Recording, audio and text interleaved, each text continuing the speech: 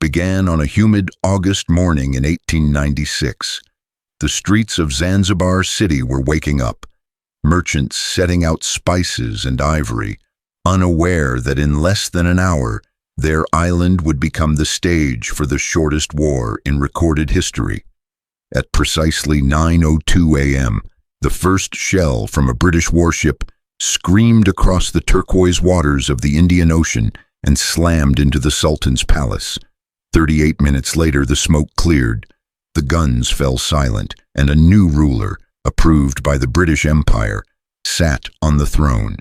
The Anglo-Zanzibar War lasted just 38 minutes, yet behind that astonishing statistic lay a story of imperial arrogance, political ambition, and the collision of cultures that defined the late 19th century. This was not simply a quirky footnote in colonial history.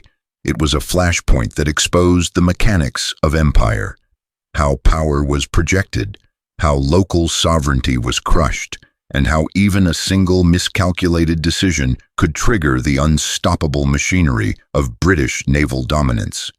Before this lightning war erupted, Zanzibar had been a glittering jewel of the Indian Ocean, a center of trade linking Africa, Arabia, and India. Its rulers, the Omani sultans, had grown rich from spices and slaves, but by the 1890s, the island's independence was more illusion than reality.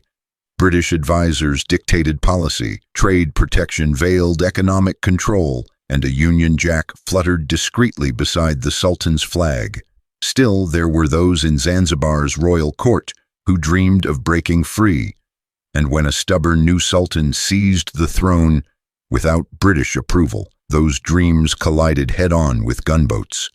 To understand the war's absurd brevity, one must first understand Zanzibar's strategic position. Located off the east coast of Africa, Zanzibar was a crucial node in Britain's global imperial network. It commanded trade routes between Africa, India, and the Arabian Peninsula, a crossroads where slaves, ivory, and spices were exchanged for European manufactured goods. The British Empire, at the height of its power, could not risk instability in such a place. It was a time when the Royal Navy was omnipresent, its ships patrolling the world's oceans to ensure that civilization, as defined by London, remained under its control. By the 1890s, Zanzibar had been declared a British protectorate. The reigning Sultan, Hamad bin Thawani, was seen as compliant and cooperative, the ideal local ruler for the British Foreign Office. But on August 25, 1896, Sultan Hamad died suddenly, perhaps poisoned, and within hours his cousin Khalid bin Barghash seized the palace and proclaimed himself Sultan. To the British, this was a direct act of defiance. Khalid had not been approved by the Consul General Basil Cave, nor by London, and worse, Khalid was known to favor greater independence from British control. The moment he took the throne, the clock began ticking toward the shortest war in human history. As the news spread, British officials scrambled to respond. Basil Cave telegraphed the Foreign Office demanding instructions. The reply was simple: Khalid must step down or face consequences. Meanwhile, Khalid fortified the palace. He gathered roughly 3,000 men, mostly palace guards and loyal civilians, and positioned several antiquated cannons facing the harbor. A handful of machine guns and a ceremonial yacht armed with small caliber guns completed his navy. It was a brave show, but hopelessly mismatched. In the harbor lay the British fleet, the HMS St. George, Raccoon, Sparrow, Thrush, and the gunboat Philomel, bristling with modern naval artillery. On shore, British Marines and sailors prepared to land if needed. Cave delivered his ultimatum on the evening of August 26. Khalid must abdicate and leave the palace by 9 a.m. the next morning, or the British would open fire. Khalid refused. He believed, perhaps naively, that the British would not dare attack the palace, a symbol of Zanzibar's sovereignty. His advisors urged him to negotiate, but Khalid's pride, and perhaps his fear of losing face, one out. As dawn broke on August 27, 1896, the city held its breath. On the harbor, British ships trained their guns on the palace. On shore, hundreds of Zanzibari civilians gathered curious, unaware that history was about to unfold faster than anyone could comprehend. At 8:55 a.m., Basil Cave sent one last message. "If you do not lower your flag and leave the palace by 9, we shall open fire." Khalid's reply never came. At 9:02 a.m., Admiral Harry Rawson gave the order. The first salvo from HMS St. George erupted in a roar that shook the harbor. Within seconds, a chain of thunder rolled across the bay as every British gun joined in. Shells slammed into the Sultan's palace, tearing through ornate wooden walls and shattering minarets. Flames leapt skyward as the royal harem and treasury went up in smoke. The war had begun. Inside the palace, chaos reigned. Khalid's hastily assembled troops fired back with muskets and a few aging cannons salvaged from the old Omani armory. Their shots splashed harmlessly into the water or fell short of the British ships. In the first 5 minutes, nearly every one of Zanzibar's cannons was silenced. The Sultan's yacht, the Glasgow, attempted to retaliate. Anchored near the palace, its small guns spat defiance at the British line. The response was immediate and overwhelming.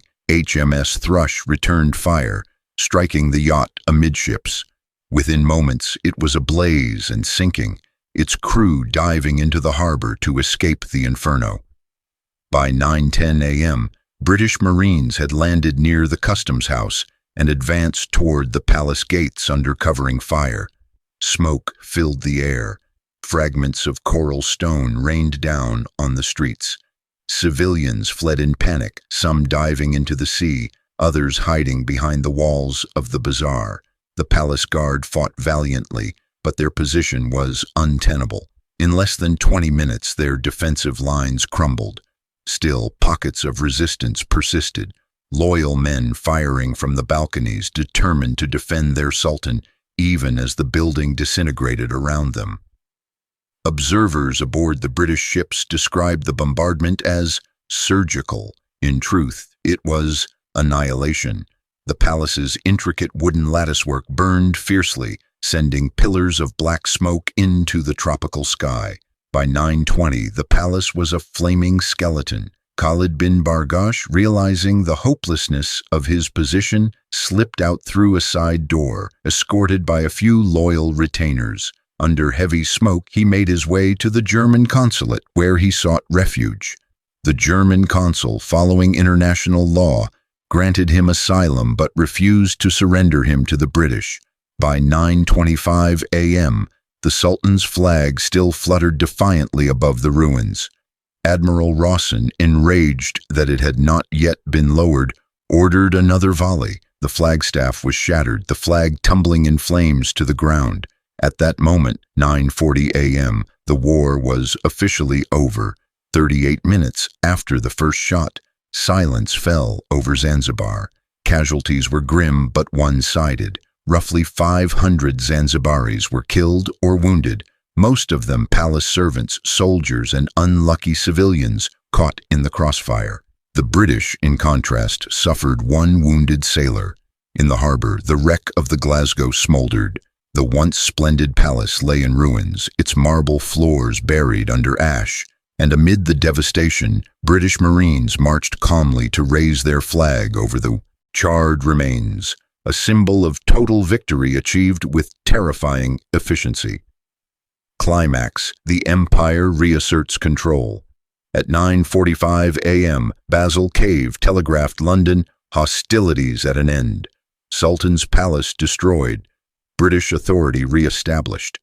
In London, the message was received with bureaucratic indifference. Another imperial incident neatly resolved. But in Zanzibar, it marked the end of an era. With Khalid in hiding, the British swiftly installed Sultan Hamoud bin Mohammed, a pro-British figurehead. Within hours, Hamoud signed agreements placing Zanzibar under tighter British control than ever before. The Royal Navy remained anchored in the harbor for days, ensuring order was restored. Crews distributed medical aid and water to wounded civilians, a calculated gesture of benevolence after overwhelming violence. Khalid, meanwhile, remained in the German consulate for weeks. When British Marines attempted to surround the building, they were warned off by German guards. In the end, the Germans smuggled Khalid out of Zanzibar by night, hiding him aboard a small boat bound for Dar es Salaam, then a German colony. The British demanded his extradition, but the Germans refused. It was a minor diplomatic embarrassment, yet no one in London cared enough to press the matter further. Khalid would live out his days in exile, a man who once defied an empire for less than an hour. The Anglo-Zanzibar War lasted just 38 minutes, but its legacy stretched far beyond that morning's smoke. It demonstrated the raw imbalance of power between a global empire and a small protectorate, how diplomacy had become a formality when the Royal Navy was involved. The message was clear: any defiance of imperial authority, no matter how symbolic, would be crushed instantly and completely. In the decades that followed, Zanzibar remained under British influence until independence in 1963. Yet the memory of that half-hour war lingered, a symbol of the age when European empires wielded destruction as casually as diplomacy. The war's brevity became its most haunting detail. Newspapers across the world marveled at the absurdity. An entire war fought and won before a telegram could cross continents. But for those who lived through it, the horror was real. For the British Empire, it was a demonstration of global supremacy. For Zanzibar, it was a reminder that even sovereignty could vanish in less than an hour. In the days following the bombardment, Zanzibar was transformed from a semi-independent sultanate into a tightly managed British protectorate. The illusion of local rule remained, but the island's fate was now directed entirely from the British consulate. Sultan Hamud bin Mohammed, the newly installed ruler, understood his position perfectly.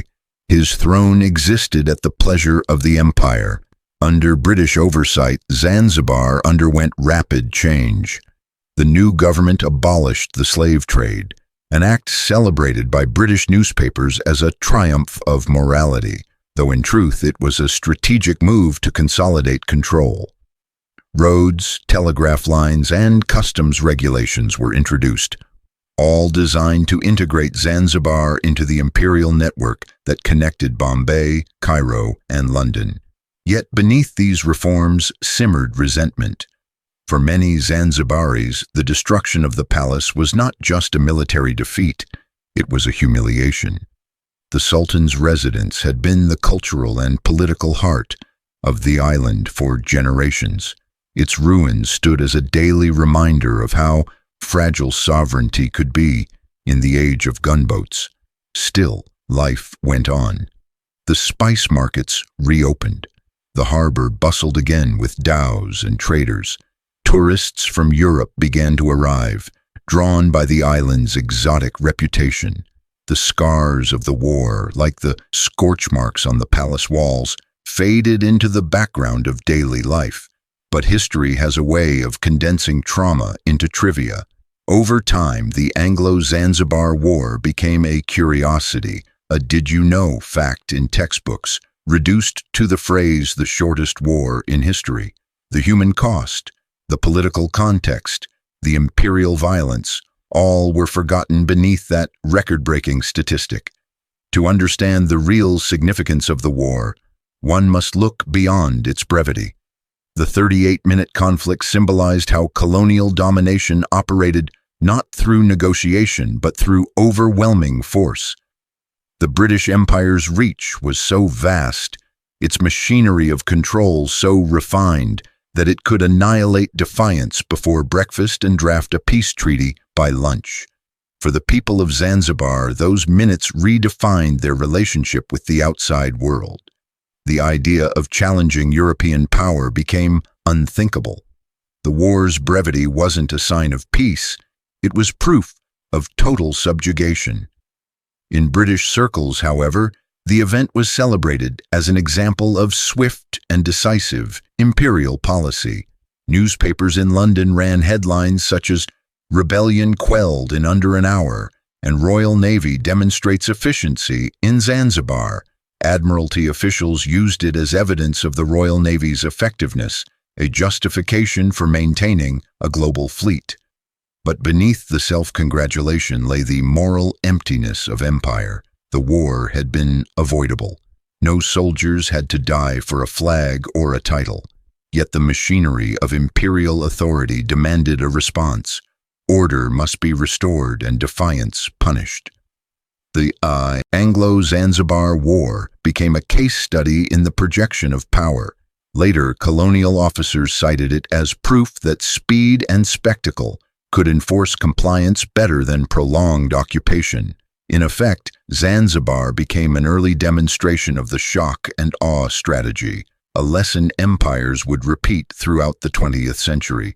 Meanwhile, Khalid bin Barghash, living in exile in East Africa, faded into obscurity. He eventually settled in Mombasa under German protection.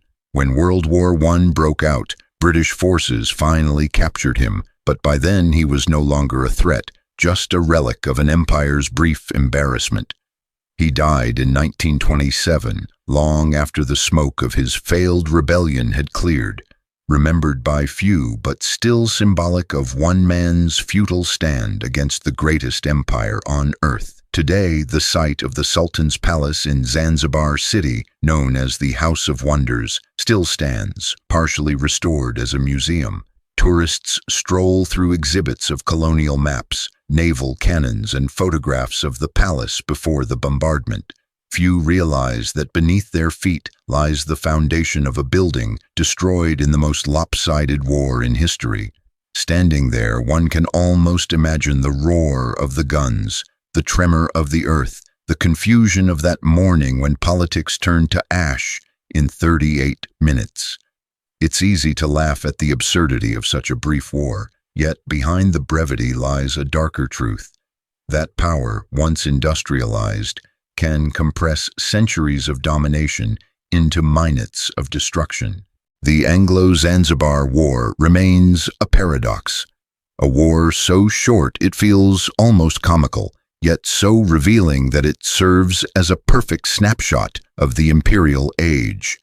In 38 minutes, the British Empire demonstrated what centuries of conquest had perfected. How overwhelming technology, organization, and willpower could erase opposition before it ever had a chance to fight back. In the modern world, the story feels almost surreal. Wars now drag on for years, sometimes decades, consuming nations and generations. The idea of a conflict measured in minutes seems alien, but that brevity is precisely what makes the Anglo-Zanzibar War so haunting. It showed that domination did not always require occupation. Sometimes it only required a few well-aimed shells. At its heart, this was not a war between equals. It was an execution masked as diplomacy. Sultan Khalid bin Barghash believed he could negotiate, that perhaps Britain would hesitate to destroy the palace of a Muslim ruler under international scrutiny. He underestimated the empire's determination to preserve its image of control at any cost.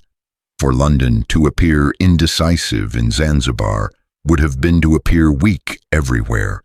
The Royal Navy's precision, the bureaucracy's efficiency, and the swiftness of the outcome all served to reinforce the myth of imperial inevitability.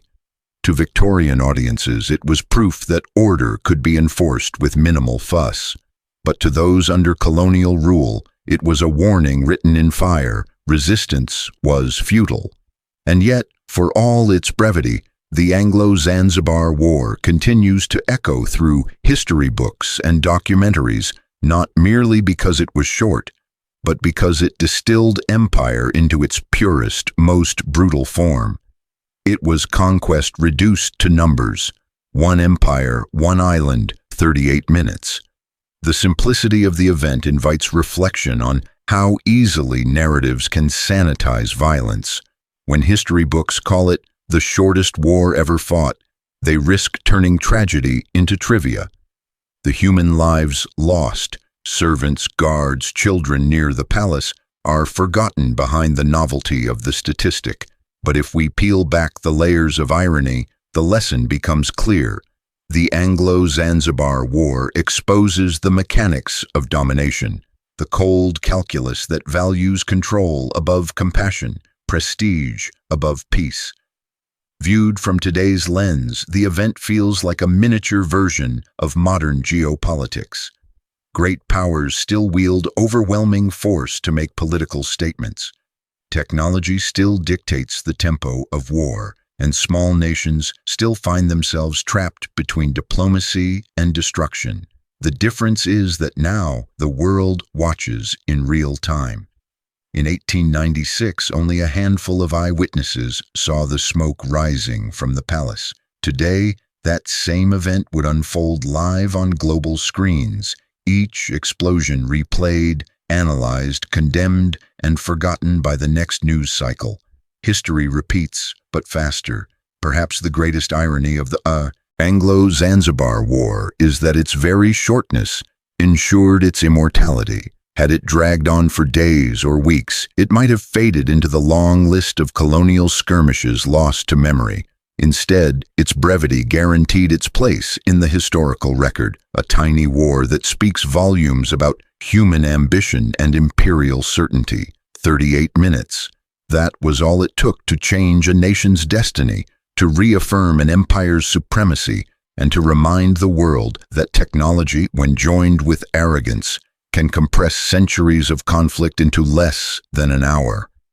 As the waves lap quietly against Zanzibar's shores today, the ghosts of that morning remain, unheard, unseen, but not forgotten. They whisper the same warning history always gives, that the measure of a war is not its length, but its lesson.